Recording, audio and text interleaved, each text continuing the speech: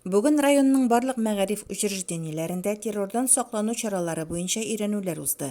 Азнакай 5-нче урта мәктәбендә әлеге чараның барышы белән район башкарма комитеты җитәкчесе Айдар Шамсетдинов, Росгвардия, мәгариф идарәсе җитәкчеләре таныштылар.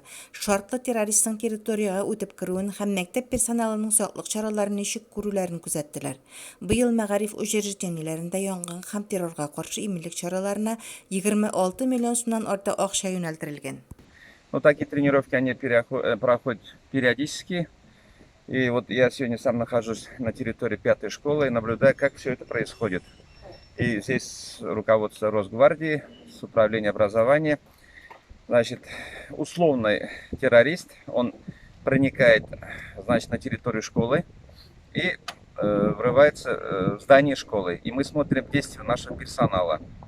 Вот мы провели, в целом выполнили все правильно, но есть отдельные замечания. Сейчас мы будем их разбирать и потом уже проведем общее совещание уже с разбором всех этих моментов.